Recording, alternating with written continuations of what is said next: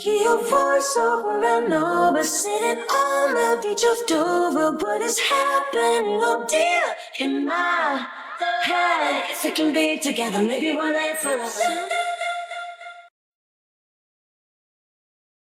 Go go go go go go！ 哎，那个你是第一个是不是？对，我是第一个。是个什么排序啊？我在哪儿啊？我给你俩安排在一组。你安排的？为啥是你安排的？因为我第一个上去排啊，我排的顺序啊。啊，你排的顺序吗？对，我第一个人排所有人的顺序嘛，配组嘛。哦，是这样的。我本来把文文排在你们这组，说你们3位一起出去玩的。乐了，比这逗乐。都乐了，你知道吗？我直接给我文儿给他加上来了。那你怎么没想到把我换走呢？那你怎么没想到把我换走呢？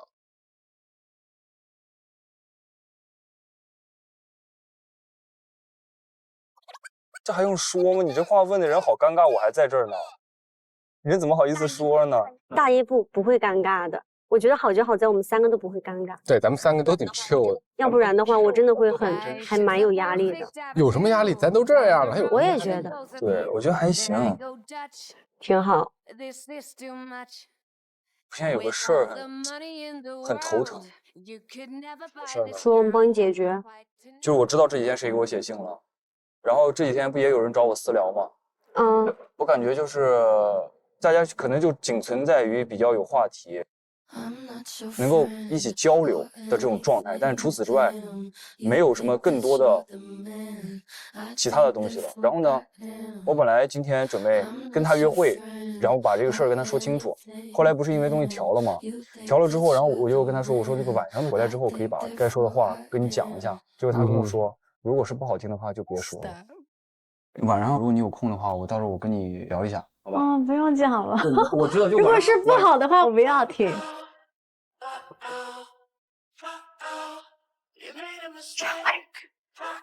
气球，然后要再伤我一个，好诡异啊！但是我感觉我就是应该说，因为我不说出来的话，这是一种模棱两可的状态，就会让人觉得非常不舒服。看你自己。我觉得这个说不说，其实都无太，就是没啥区别了。我觉得，其实他已经 get 到了。对对对对。那我想问，你们都是知道自己想要什么样的人吗？我很清楚。就是你们是对待感情清楚自己想要什么样的人吗？对，对。我非常的清。你为啥也清楚啊 ？OK。因为我比较看感觉。看感觉，就是看对眼了，那就对眼。不是，你希望啥呀？确实，我跟他俩都是比较看感觉的人，真是看感觉，真的是看感觉。你希望啥呀？他爽了，就这么说吧。即使说我们对对方可能还没有那么了解的情况之下，一开始的时候就是看感觉。你今天来裸心局怎么样？我喜欢，也不是不行。其实我们今天打台球输了，我们就裸一下心，怎么样？我们现在就可以裸心局，我现在也可以，现在也可以吗？哎，我觉得咱仨好有意思啊，怎么办？这样挺有趣的。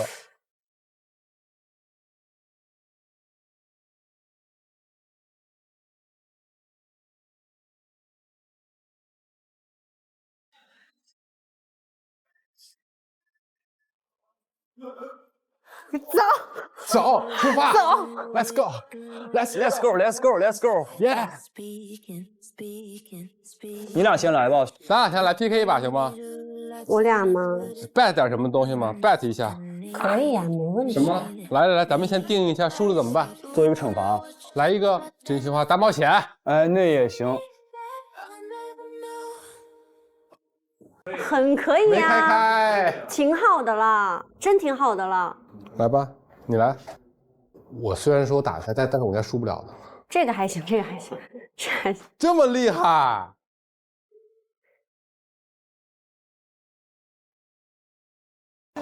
我厉害。这杆有点歪，我感觉。你用我的。没事，我换一个。我就是这杆真有点歪。有点歪。漂亮，漂亮。哇，嚯，我输了。主要是想赢，想问一个真心话。真话是什么？真心话，你帮我问，我不知道，你帮我问个有价值的，我求你了。你确定要让我问啊？来，狠狠的惩罚我，来吧，狠狠，我看看你能有什么招。那就问一些你觉得我想知道的呗。你想知道的？对呀、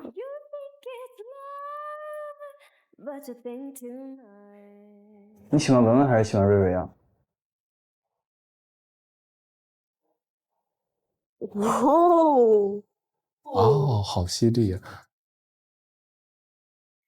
因为我是希望他能够直接向瑞瑞表达出来，就是他喜欢瑞瑞的这个情愫吧。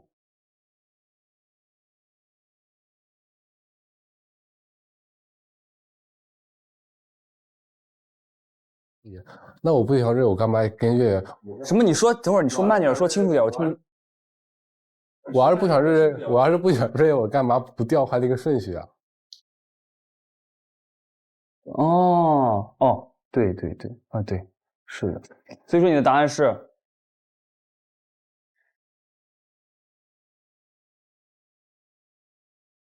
瑞瑞，瑞瑞，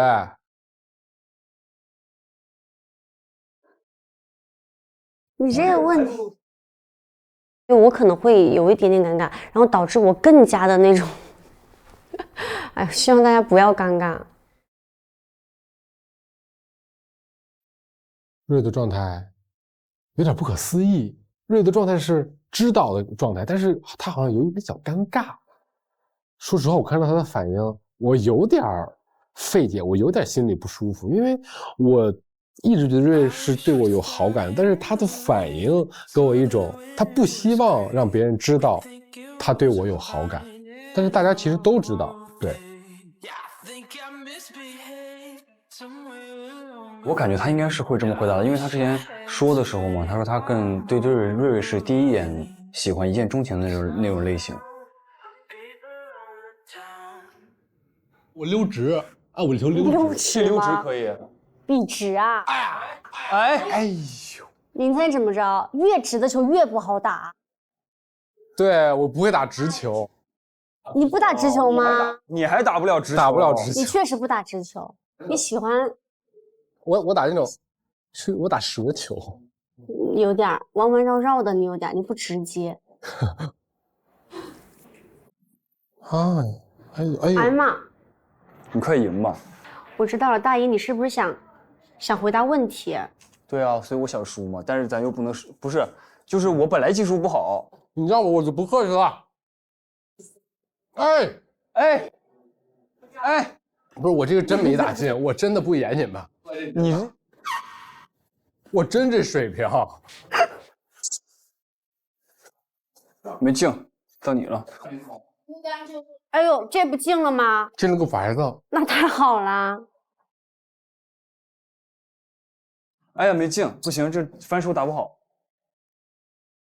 男生之间的那些小心思，我是真的有点，你可能还是因为同一个竞争关系，我不知道，但是我能够感觉到，我不知道，应该是有一点点吧。那我是肯定要输的呀。哎，我输了，我也想被问问题嘛，所以我直接就把黑把打进，然后就直接输掉比赛。我这有点犀利啊。我看有多犀利。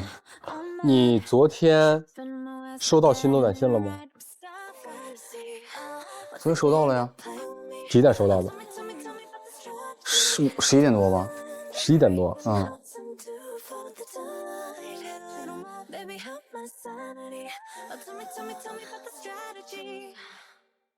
哎，要不然这样，我俩一队打他一个，怎么样？也可以，行吗？可那太行了，你一人一家，我俩一人一杆，可以啊，怎么样？来，可以啊，可以，来吧。来。哇，瑞好低调，你开是最好的。真的吗？哇，这么透。运气好好啊。哎呀，也还行，也还行。好配合，好配合。好配合。你俩配合上了啊？我俩配合上了。哎呀！啊！家人们，咱们已经要结束游戏来吧了。哎呀妈，这力气，哎，进了。说结束它就结束啊！我俩就一人问一个问题。愿赌服输。我就延续上一个，你昨天短信几点发的？哎，我真不记得了。我问他俩短信内容是几点收到的，就是我想确定瑞瑞把短信发给了谁。我昨天11:39发的。好，OK，我问完了。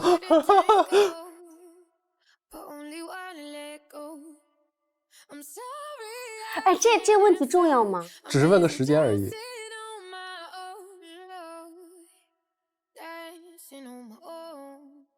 你有得到答案吗？我得到了，瑞瑞把短信发给了大一。我感觉他相对来说是一个比较真诚的人，起码他给我表现出来的是这个样子的，而且也是一个比较尊重别人的人，就是他们分寸感真的是个蛮强的人。知道什么话说，该说什么话不该说，然后也知道说什么话可能对女生不太好，他就不会去选择说。我觉得这样的人还蛮值得人给他投一下这个票吧。对。这样吧，我稍微委婉一点啊，就是我们现在在小屋的所有男嘉宾里面，你对几个人有好感？我对几个人？我这已经是把我的问题变得非常非常的委婉了。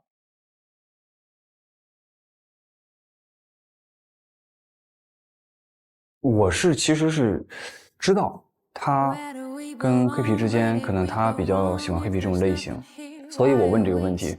如果说他的答案是一个男嘉宾有好感的话，我觉得其实双向奔赴其实是蛮好的一件事情。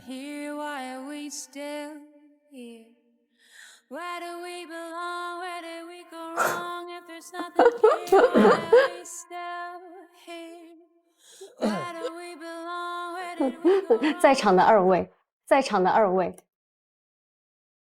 可以。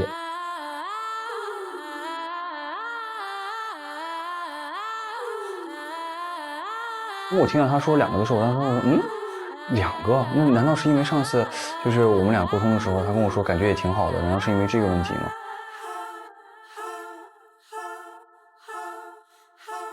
大一这次来的目的就是帮助我跟瑞瑞，他是来撮合我们俩的，但是他也有自己的私心，我相信。但是瑞瑞，他把我们俩放得非常平，我也是通过这次，我感觉瑞瑞对我没有明显的明面上的心跟偏爱。那就打到这儿呗。打到这儿。你俩谁开车？是不是在纠结谁开车？我开。那我坐后边吧。你在前面呗。对，那正好他坐后面，你坐前面。你坐前面吧。我坐前面呢。你坐前面。你让他车坐前面。我想休息会儿，我想睡一会儿。你看你，我都想看你。我想睡一会儿，你们俩谁都别跟我说话啊。行。姐们睡了。哎，后面的视角是这样的。对。哦。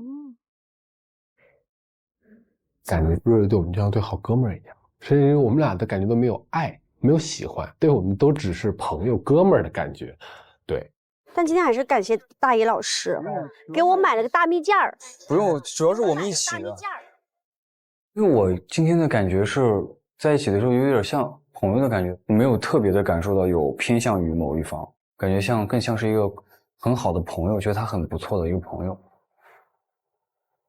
Go home， 出发回家。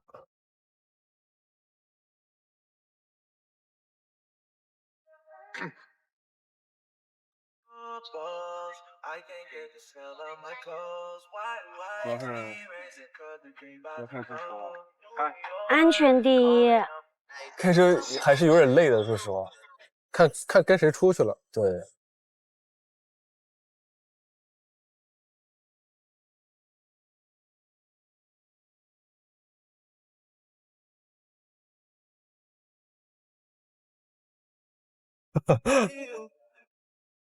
咋的了？笑啥？没啥，我在看瑞瑞，他睡没睡着？肯定没有。但是他戴着墨镜看不清。他说我让你们捉摸不透。神秘女人。其实我真有点累了，我像今天去上班了一样，其实有一点那种累累的感觉，我就在后面睡着了。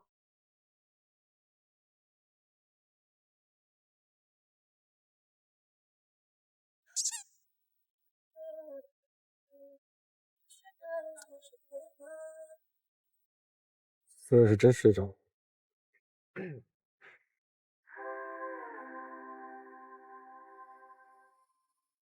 Another day losing sleep over bad nights. Know you hate feeling pulled by the wrong tides. Put the weight of the world on my shoulders. I'll be a reason you're running to better when you're under pressure. 睡着了吗？ Won't get too heavy, leave it to 后面这个小相机。If you're ready, don't keep your feet. 睡着了吗？应该睡着了吧？睡着。睡得着着的。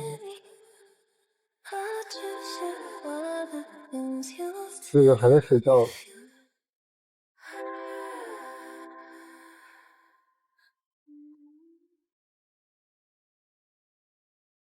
墨镜可以掩饰一切，现在我看不见你的表情。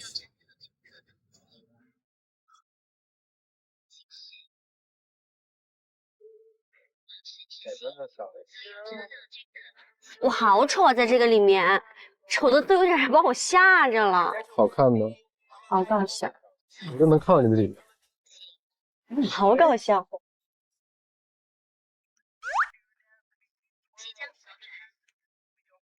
比个这个。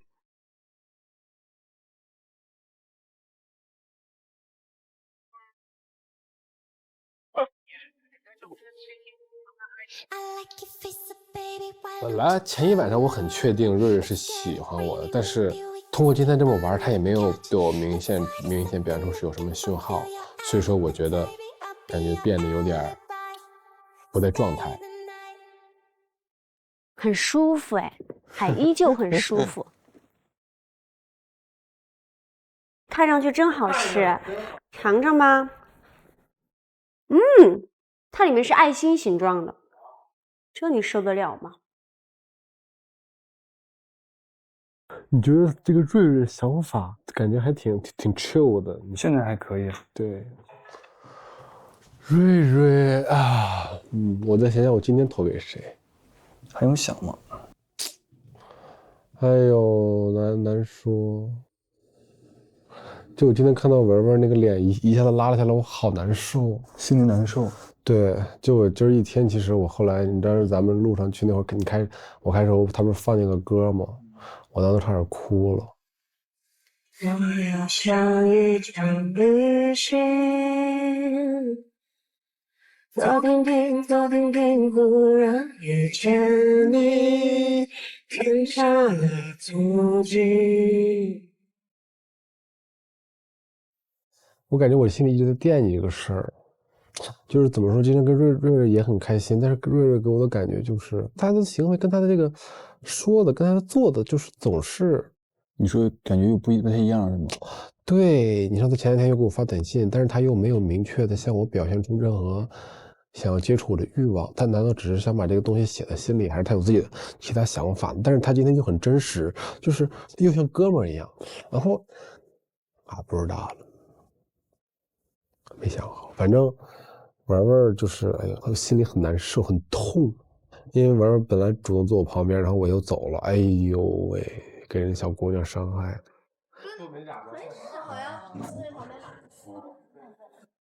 你要旁边什么？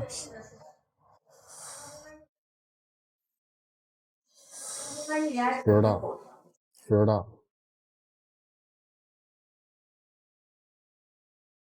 去吧，我坐这儿。那你们先坐，你们先坐。哥哥们，好吃吗？这个今天要吃上饭了。我可以坐这儿吗？那真不好意思了，我偏要坐这儿。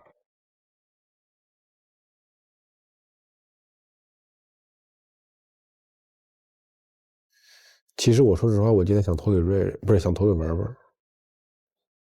但是你投给文文的原因是什么呢？是为了补偿吗？有一定的因素在吧。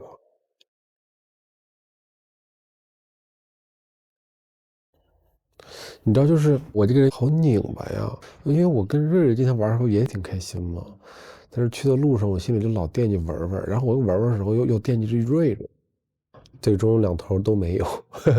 主要是我真的不知道瑞瑞的真实想法，文文就很简单很直接。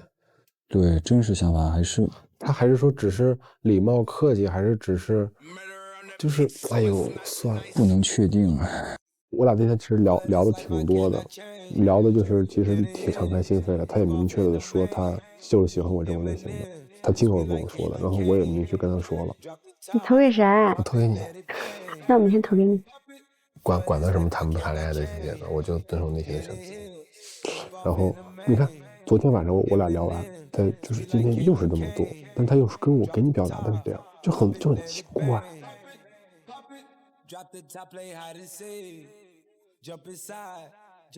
但是我感觉，如果文文今天他如果依旧能原谅我的话，我就给文文，我看他俩的反馈吧。所以你要跟他沟通一下。就是这个瑞瑞这行为，哎，就是，但是心中是有感觉的。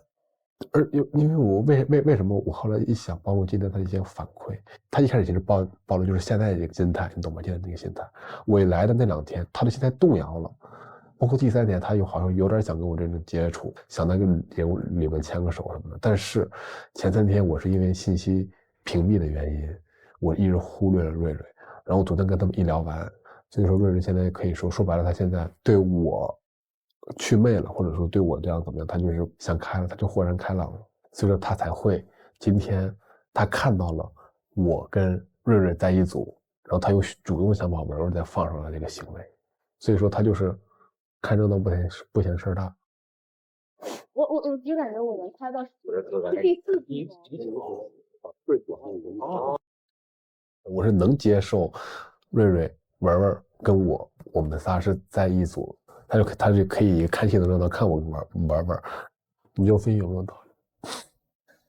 我讲一下我的想法，看我们俩是不是趋同的。确确实实，我一开始就是把你和你想推一下我们俩吗？我是把你跟瑞瑞文文放在一组的时候，其实我当时有个想法，我是想说让你跟2个女生一起出去玩，看看她们在跟你玩的当中呢，就是每个人的状态是什么样。对，我知道，但是这个有点不成立，你知道为什么吗？因为瑞瑞跟文文他俩住于宿舍，他俩又会聊一些女孩之间的话，所以说我们3个一起出去玩，绝对就是也就像好朋友一样，我也不能偏向任何一方。如果我偏向一方，瑞瑞绝对会是把自己放在一个局外人的身份，即使我对瑞瑞表现了很强烈的意愿，瑞瑞也绝对不接受，他绝对会把自己放在一个灯泡的位置去主动磕我跟文文，这样100%的。对，反正我如果下次约会，我肯定约文文，或者说我目前的想法是约文文。你说说你的真实想法。我的感觉就是大家关系都很好，对，就这个简单概括就这样的。对啊，没有任何的偏向，他不会让任何一方受冷落，怎么样，他会让这个三角保持的非常稳定，就是即使别人想这么做，他都不允许这种事情发生，会照顾到别人的情绪，每个人。对，但是其实越是这样，你又越不知道他偏向谁。有没有可能越是这样，就越谁都不偏向，也是有可能的。对啊。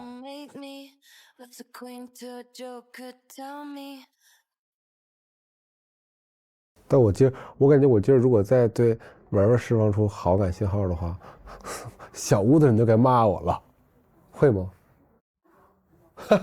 我觉得我们知道事情的走向的人不会，像我跟信宇不会这么觉得。但是可能其他女生觉得，女生的话不好说，因为女生她不像我们这样知道这么多事情。但是他们有他们自己的信息。对，就像我们会这么聊，他们也会这么聊。甚至于我都觉得文文可以跟瑞串好了说，咱俩都别理田雨辰了，有这种可能。说他自己在这摇摆不定的，不能因为一个男人破坏咱俩好姐妹的那种感觉。这个事儿我可能说的有点就是极端啊。但是我举个例子，就这个也所以他俩就是说说他俩昨天晚上聊成那样，或者就是说什么，如果明天田雨辰选了你，我就是意思是我就把你换上去。哎，对，文文动了吗？文文动了，文文动了，文文可能把自己调下来了。等文文他们来了，我找文文聊聊天吧。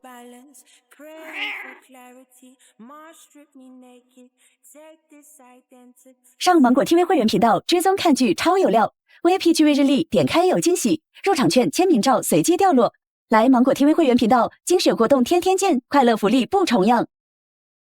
我们去小镇，金陵小镇。哎，我们有2辆车。玩去！是不是今天第一次出这个村？有点期待。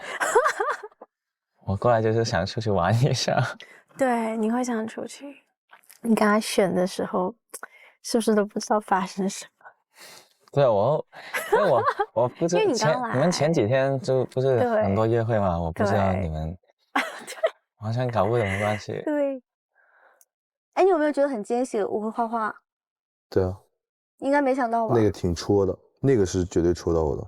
我刚刚把我印象里的你画了出来。会像吗？我觉得挺像的。好感度加很多，我觉得。哦。喜欢吗？喜欢。还保存着，你就懂了。挺好。你到了，它像个古镇那种。哇！哎，这地儿我喜欢。公主，请下车。OK， 他们也到了。Yes sir。小心台阶。哎，小心跨过来，小心。哇！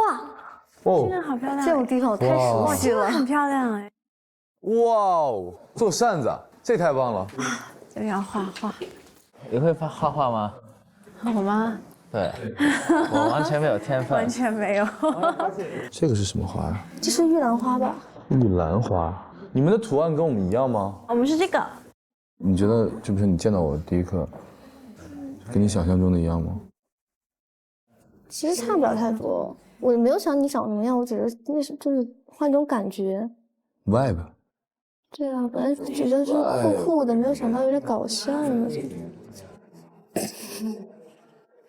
很有梗。当然了，哎，我觉得我们玩那种抽象风，我是毕加索，懂不懂？哎，我也觉得。我同意。我们现在已经完全毕加索了，画了。我觉得可以啊，这个颜色。我觉得抹了绿色以后，看上去好很多。你这有调吗？这个颜色？没有。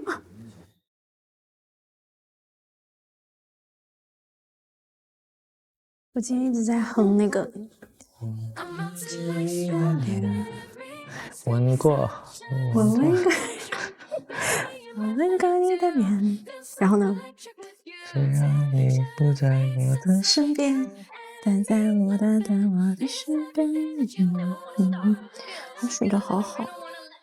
一起唱我们两个都很喜欢的，就我吻过你的脸，哒哒哒哒哒哒哒哒，就有一起哼歌，觉得我们两个的互动是很自然的。就是我不是一个爱撒娇的人，但是我遇到就是让我没有防备的人，或者说让我觉得很同频的人的时候，我是会自然而然的撒娇，觉得他挺有趣的吧？对，他提的这个歌，我也很喜欢那个歌的。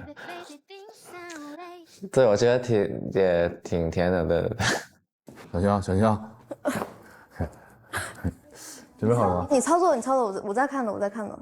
好了。有没有那种水墨画的？哦，我猜到你会这样了。他那个很抽象哎。哦，没毛病，挺好。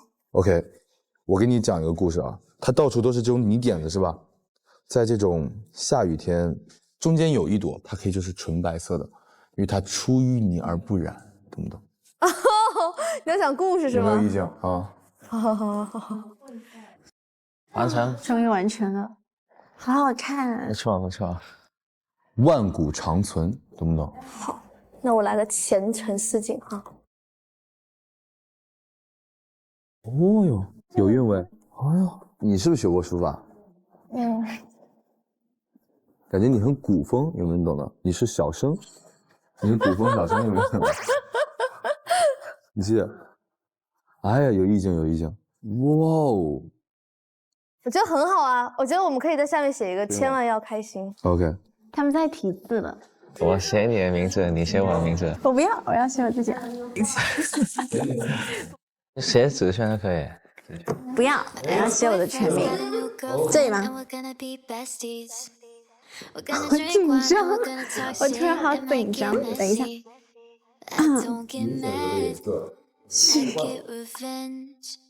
I'll kill you slowly with some blissful ignorance.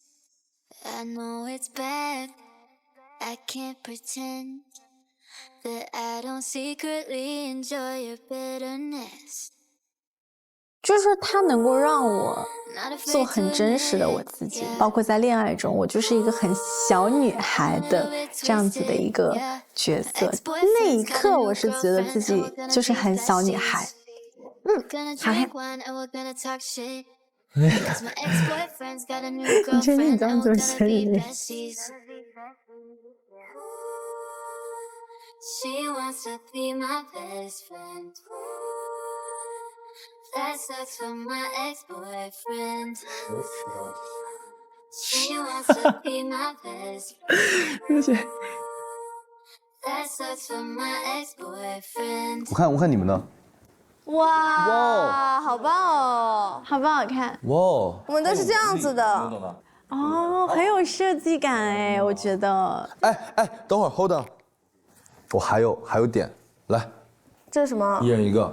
然后呢？来看好了。哦，可以吧？我觉得很厉害，因为我觉得这个没人这么干。这是有我们独特的印记的，是不是？我有点 get 到你的这个点了，懂不懂？很有意义。懂了，这下真懂了。就感觉我们两个更同频了，觉得今天其实我们跟往常的不太一样，反正了解的是更深入了一些。走 ，Let's go。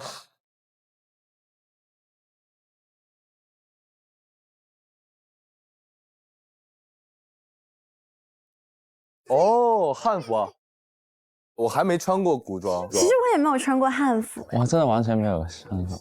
哎，我们先分头行动。 OK， 你们找女生的衣服。可以啊，好啊，好啊，男生的衣服。可以。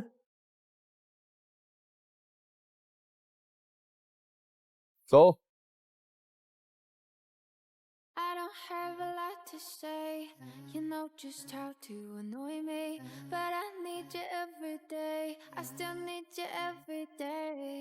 哦，我从来没试过这种变装，第一次体验，觉得很好玩。子轩挑的那个是红色的汉服，对，我觉得特别适合他，因为他平常穿的衣服都可能是正经一点的啊，他今天穿的那衣服会有点焕然一身新的感觉，对，所以那反差挺大的，对。我觉得他们穿的也很好看，侍卫的感觉。3、2、1。哎呦，哦，好看好看。哇哦，好好看，好看的。我们背对背拥抱怎么样？哇哦，好看。我们拍照的时候，他拿着那个 CCD 给我看，贴得我很近。你都近了，你都近。所以那个感觉有点心动啊。我们今天就一直在一起约会，所有的感觉一切都非常好，感觉已经在谈了，你能懂吗？走吧，好，走吧，上车吧。好，上车。一会儿见。一会儿见，拜拜，小吴见喽。小吴见。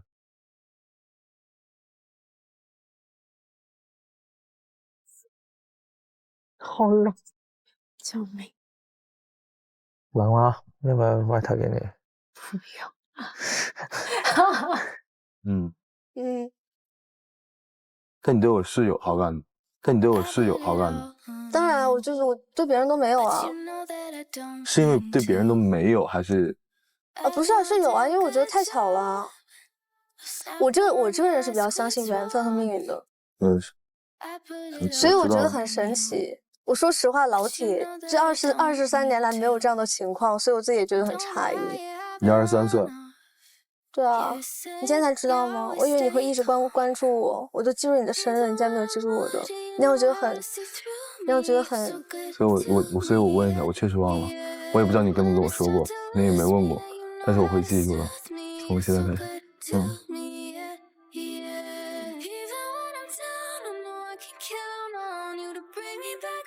那我回房间先。我觉得，因为今天是跟子轩第2天约会，跟昨天的感觉有点不一样。因为我很喜欢爱笑的女生，然后我感觉子轩挺喜欢笑的，对。因为在小屋的时间也不多，所以可能剩下几天会更加主动的去了解一下自己感兴趣的女生。我会觉得，就有点遗憾，就是因为是一个4人的约会，要是2人的约会就好了，就可以更好的1对1的跟他聊天。芊芊更开心是那种就已经像一对情侣一样了，就发展的非常非常的快速。然后我们2个，因为我们才认识没有几天嘛，就是会慢很多，所以有的时候看着他们的时候，就是心里面。就是不知道是，就是会有一点点小小的焦虑。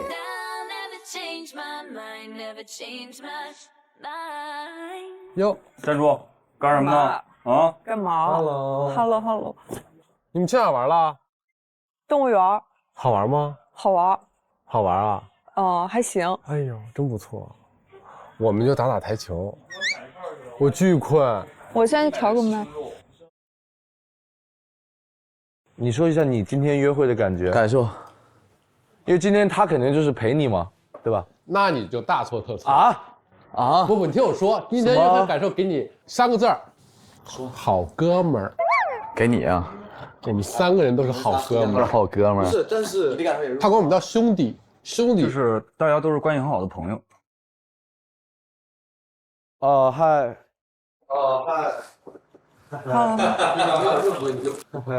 就是没有任何一个偏心，怎么样？就是好哥们儿。小文文，来，你今天玩的怎么样，文文？还是你问他啊？非常沉默了，这4个人，就我回去没人吱声。哎，我能问你一下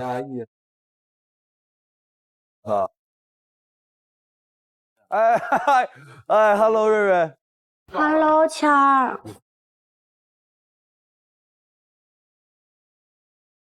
不是，我能问一下你当时调换你换的谁吗？秘密。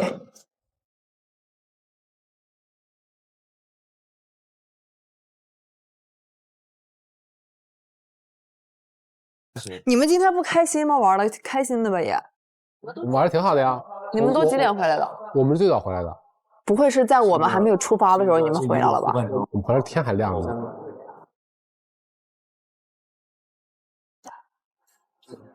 哦，咱也可以吃饭了呀。是吧？这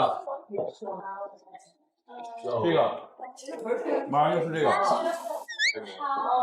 还有奶茶。这粉很好吃。我不行，我不行。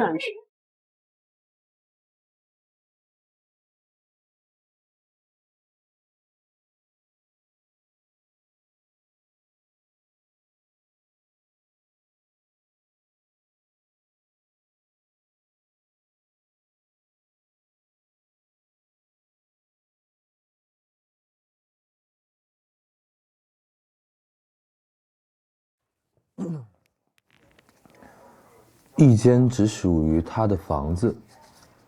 他出生在一个特别的家庭，他有3个家。从小往返各地，这3块拼图拼出了他的童年。12岁，他拥有了第1把房门钥匙，从此懂得了自己的空间。如今他独居上海，精心对待每个角落，酒柜的珍藏，沙发区的快乐，琴房的沉静。他的这间只属于他自己的房子，期待另外一个人的走入，但那扇门由他自己决定如何开启。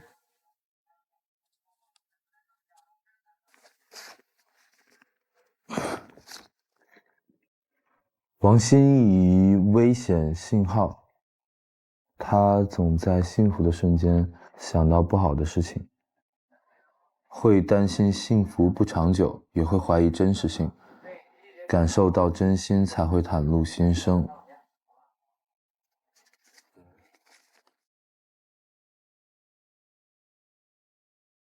2封信，一封讲的是感情上的挫折，确实我看到我也想了解，我好奇。另外一个是就是可能比较戳我的点，就这种亲情点，说不太了这种点，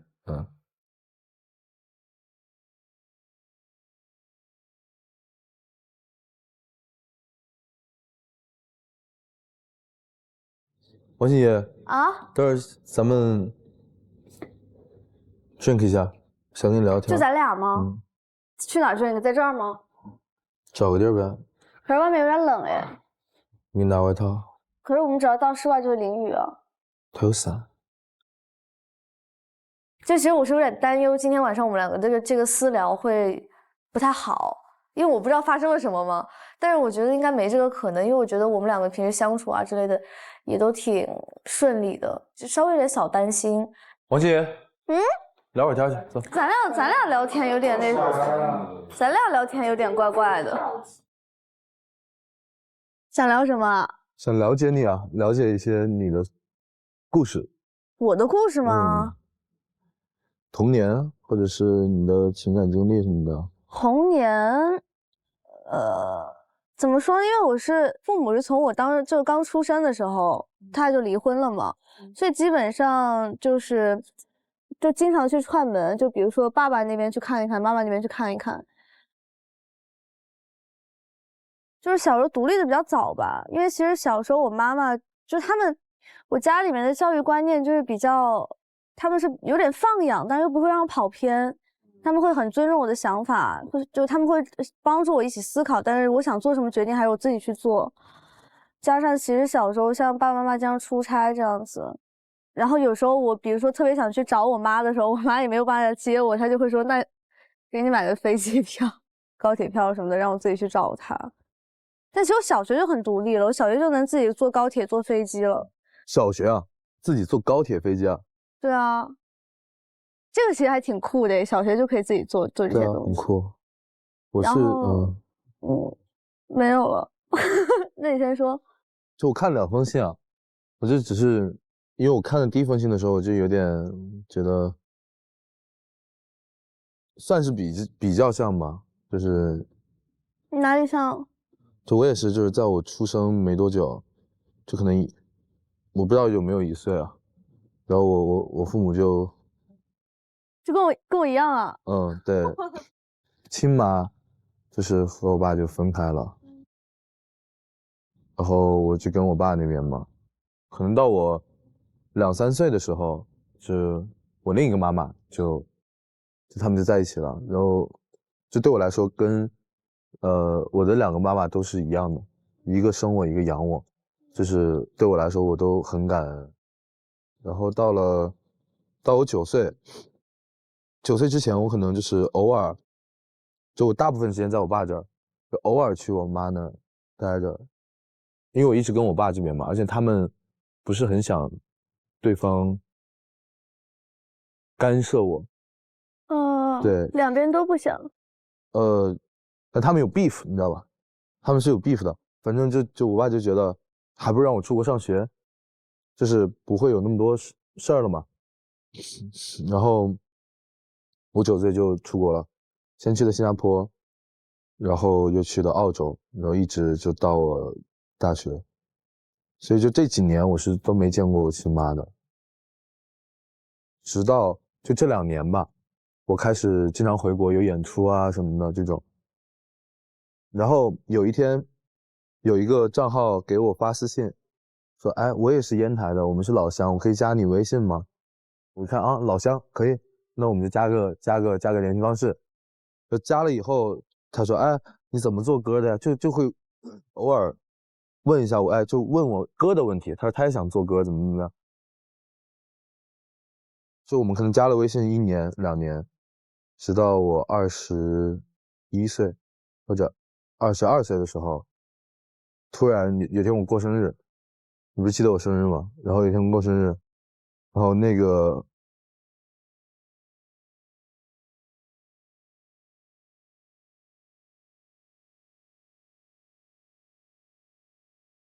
我会不会猜到了？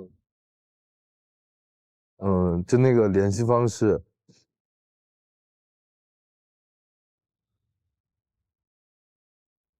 让我平复一下。然后那个联系方式，就突然说生日快乐。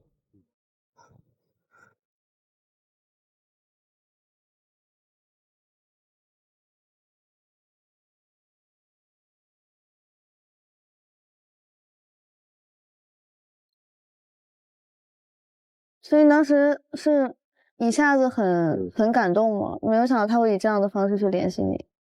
因为我基本上他给我发那一条消息之前，我10年也没见他。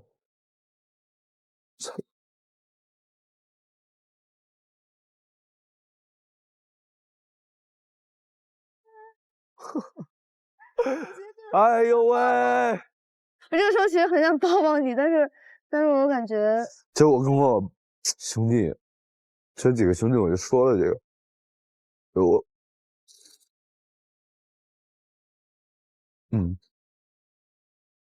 所以我看到你那封信，我就觉得特别。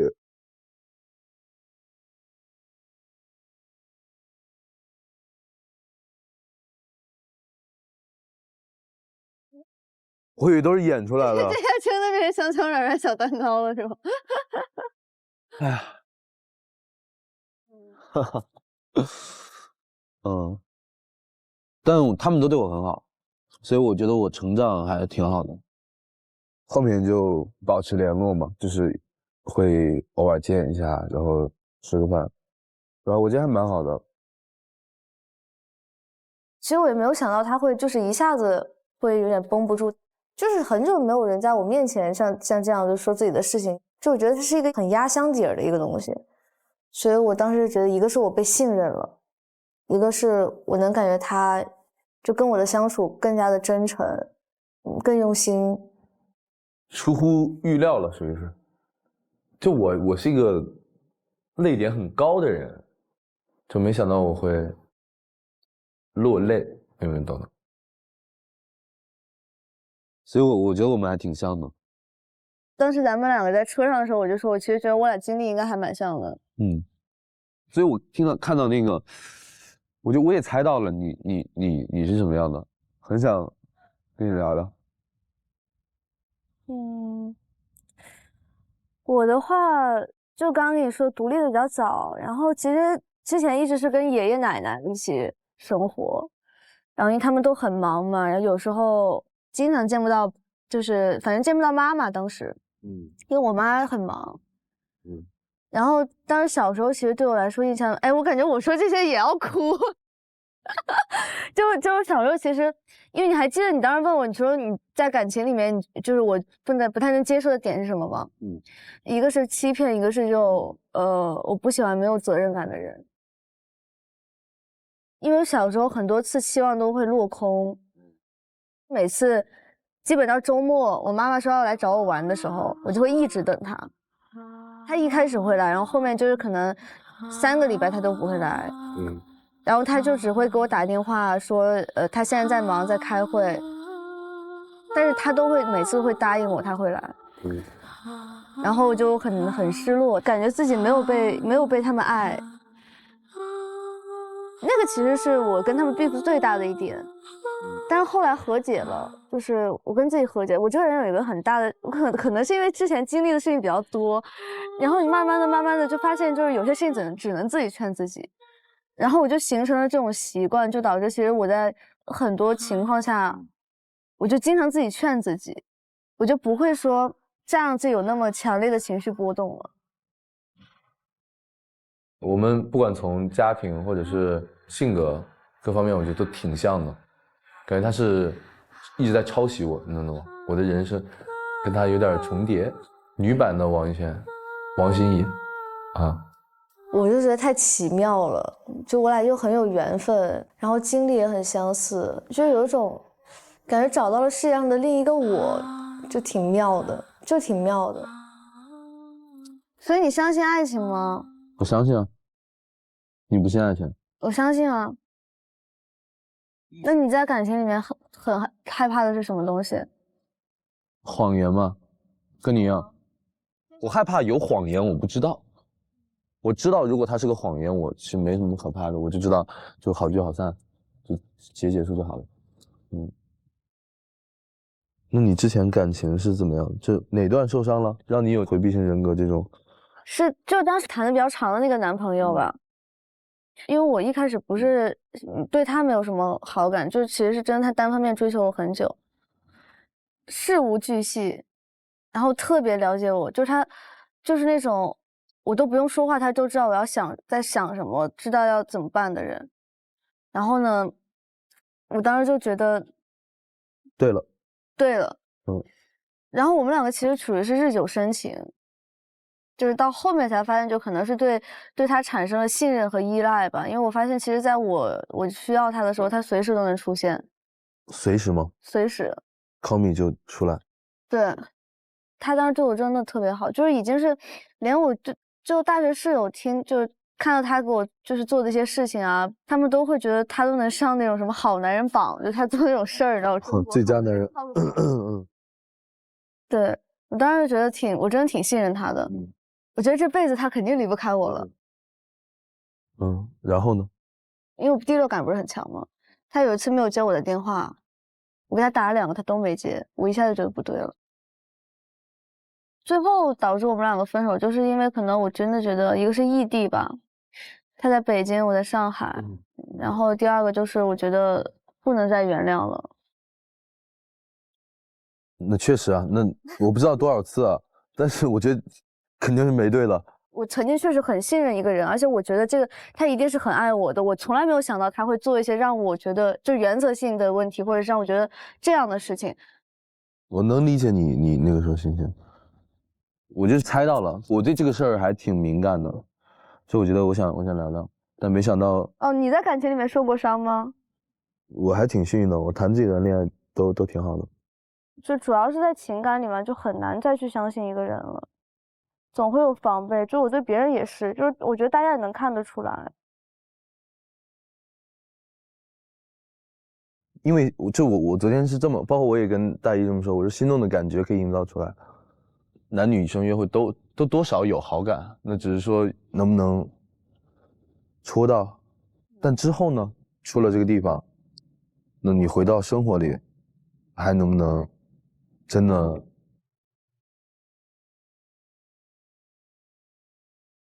能懂吗？就我不确定这个，所以我很想跟你聊一些比较深一点的东西。那咱俩想的还挺同步的，因为我也在想这个。因为我在想，咱们在这边遇到，那如果说真的回到生活，就是我们离开了小屋，我也不能确定你是不是我能在这里面看到的那个人啊。我觉得什么事情都可以顺其自然嘛，慢慢来，慢慢来比较快。慢就是快，快就是慢。其实我没有那么想谈异地恋，这是真的。我是可以接受，但是我其实如果是让我选择的话，我还是会选同一个城市。还有就是，就我没有真正的了解这个人，他身上还有太多东西我没有发现，所以可能难免会有一些顾虑吧。先挺好的，我们不管是在节目里还是下节目，我们都可以慢慢了解，慢慢来，不着急，一步一个脚印，慢慢来。然后这几天就尽情的享受，我觉得我确定他的心意，他也确定了我的心意就够了，很好。今天是一个里程碑。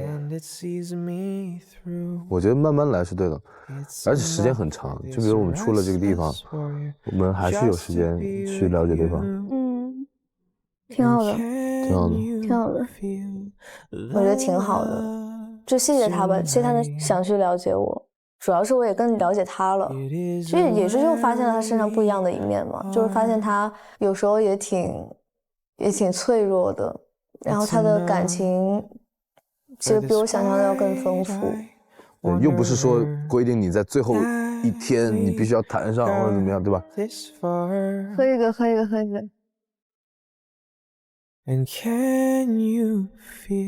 就我觉得慢慢来是对的，慢慢了解嘛。不开心在于就是我觉得好像把你当朋友了，你不该那么跟我发脾气，我真的有很不开心的点，我今天一天我都很难过的一点。哎，魏毅呢？我跟他刚聊完，都在信里。我反正想说的都说出来了，我就对。我对你就是一见钟情，但是为什么就是没选择上？我就觉得很遗憾。你哭了？你俩今天说啥呢？搁那？我俩有啥呀？我俩啥都没有。他又偏向你了，你是不是就倒戈了？可能。你俩接着处呗。你是想舍弃你自己真正喜欢的人，还是别人对你的眼光和评价？我说我怕是自作多情，我才跟你讲这个话。你说我自作多情？你在说什么？我听不懂。我觉得今晚聊的稀烂，